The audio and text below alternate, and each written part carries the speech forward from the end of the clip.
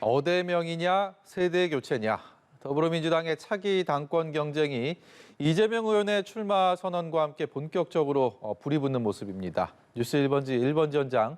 오늘은 97그룹 당권 주자 박주민 의원과 함께하도록 하겠습니다. 어서 오세요. 네, 안녕하십니까.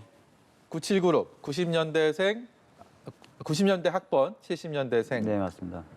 맞으시죠? 네, 저는 뭐 73년생이고요. 학번은 93학번입니다. 네. 지금 97그룹에서 이미 3명이 일찌감치 네. 출사표를 던졌었고 박주민 의원도 당권 도전을 할 것이다라는 얘기는 많았는데 그 다른 분들에 비해서는 좀 늦었습니다. 네. 좀 망설이셨습니까?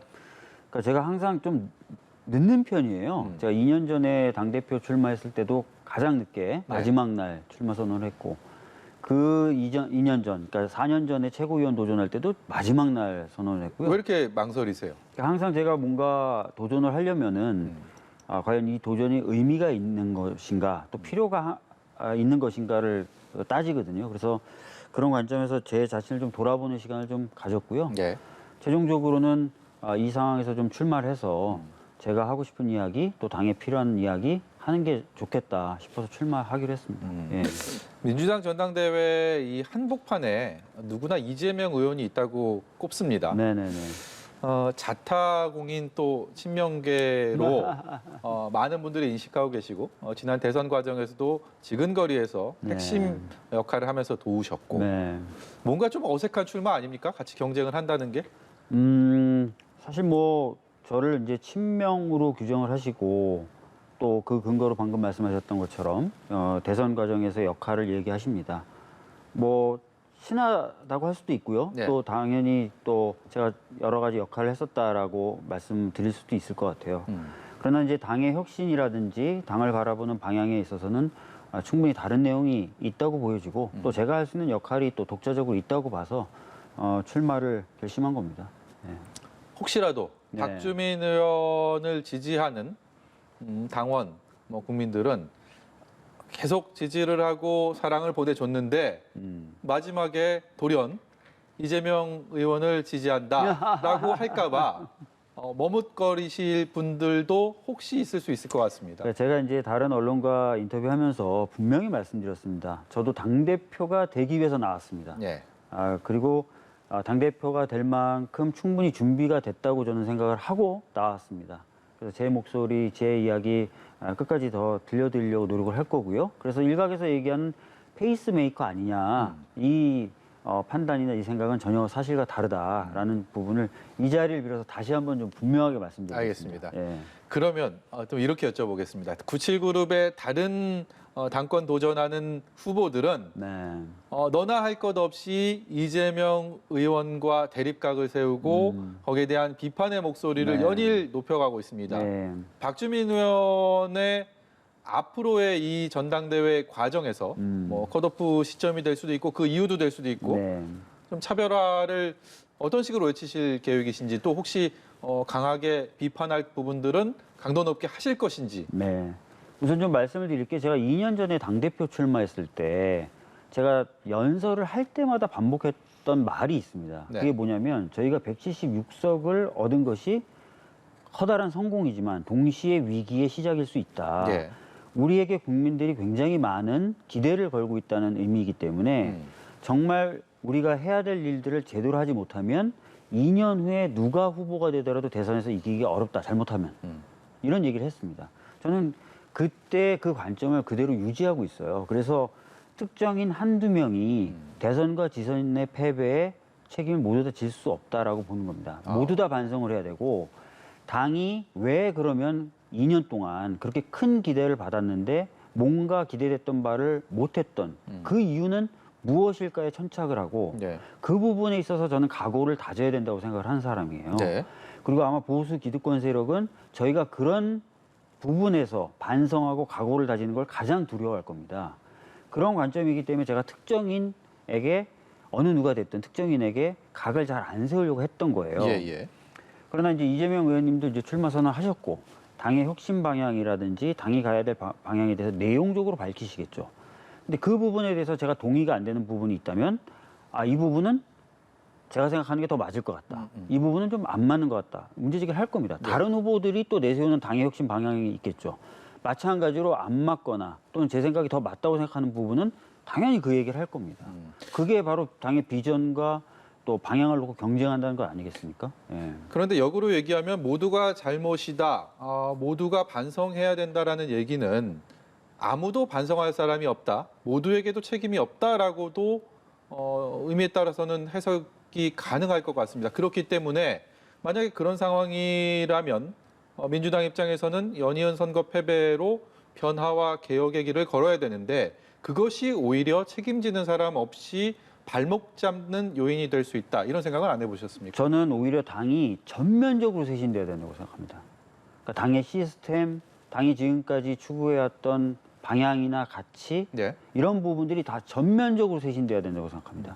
한 명 또는 두 명이 그것을 책임지면은 풀릴 문제가 아니라 당이 전면적으로 쇄신이 돼서 이제라도 추구해 왔고 하겠다고 약속했던 바를 실제로 실현할 수 있는 것으로 완전히 태세가 전환이 돼야 되고요.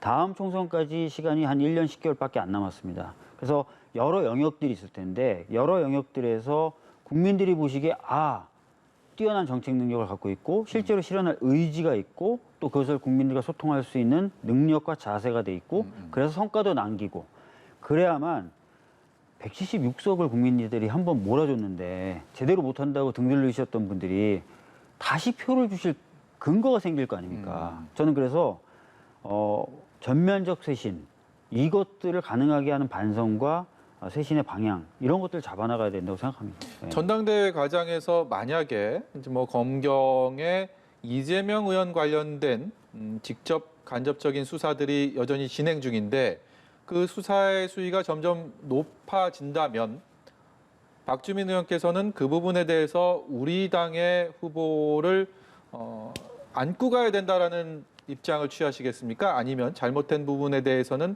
당대표의 자격이 없다라고 선을 그으시겠습니까? 그러니까 수사의 진행 과정과 그 내용이나 이런 것들을 봐야 될 것 같습니다. 그래서 모든 국민들이 이게 수사 내용이 타당하고 이 수사 내용에 따르면은 이재명 의원이 책임지는 게 맞겠다라고 한다면 예. 당연히 그 부분에 대해서도 저희도 무조건적으로 안고 갈 수는 없겠죠. 예. 근데 다만 지금 현재 사법 리스크라는 것이 있을 수는 있겠지만 그 부분의 내용과 정도는 사실 본인이 제일 잘할 거거든요. 본인이 여러 가지 고민해서 판단해서 출마를 하시기로 결정한 이상 예. 현실화되지 않은 사법 리스크를 자꾸 우리 당 측에서 우리 당 내부에서 거론하는 것은 또 안 좋을 수도 있거든요. 오늘 그런 얘기들이 좀 나왔습니다. 네, 과거의 전례를 비춰봤을 때도 당내 경쟁에서 뭔가 그런 얘기가 나오면 또 그게 빌미가 되는 오히려 예. 그래서 당의 결과적으로는 장기적으로 봤을 때는 안 좋은 영향을 미치는 경우들도 저희가 왕왕 봤습니다. 예. 여든 야든 떠나서. 그래서 그 부분은 좀 차분히 지켜보면서 그렇지만 경우에 따라서 굉장히 단호하게 대처를 할 필요가 있다고 생각합니다. 예. 일단 9명의 당권 주자 가운데 3등 안에 들어야지 맞습니다. 본선에 8월 달에 올라서 네. 자웅을 겨룰 수가 있을 텐데 뭐 이런 질문 드리기 좀 그렇습니다만 자신 있으십니까? 사실 컷오프가 굉장히 어려운 구조로 지금 돼 있어요. 예. 그러니까 굉장히 쟁쟁하신 선배님들도 이미 출마 선언을 하셨고 또 이재명 의원이라고 하는 어떻게 보면 강력한 예. 후보도 출마 선언을 한 상태고 또 97그룹 내에서도 조직적 기반을 갖고 있는 의원님들도 계십니다. 네. 그래서 자신 있냐라고 얘기하면 열심히 하겠다는 말씀을 우선 드려야 될 것 같고요.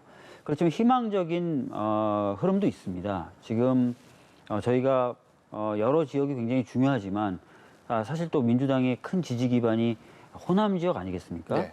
최근에 이제 그 호남 지역 언론사에서 조사한 걸 보면 KBC에서 조사한 걸 보면 제가 호남 지역에서 2위를 하고 있고 네. 이재명 의원과는 큰 차이가 또 안 나는 것으로 나오고 있습니다. 이거는 저에게는 굉장히 긍정적인 시그널이자 당에 특히 개혁을 원하는 분들이 누구를 보고 있는지를 좀 알 수 있는 시그널이거든요. 예. 이런 흐름들을 좀 잘 살려서 좋은 결과 얻을 수 있도록 최선을 다하겠습니다.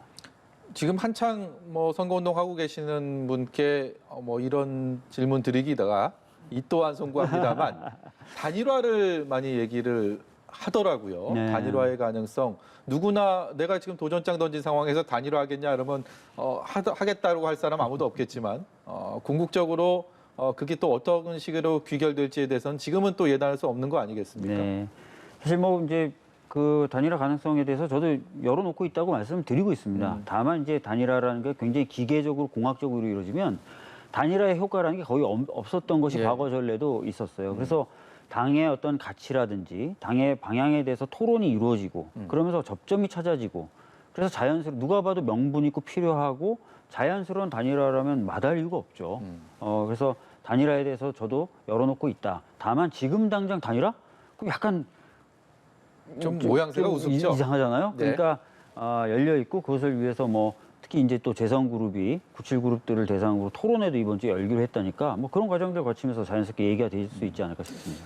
민주당 출사표 던진 대표 후보들 뭐 하나같이 개혁한다, 뜯어 고친다, 민주당 변하겠다, 국민들 네. 속으로 들어가겠다 이런 얘기들 하고 있습니다. 박주민 당대표 후보는 뭐가 다릅니까? 뭐 저도 당의 혁신, 그 혁신 중에 첫 번째는 당이 실현하고자 했던 가치, 또 국민들이 저희들에게 기대했던 바를 실현하는 실력 있고 능력 있고 의지 있는 당으로 바꾸는 거예요.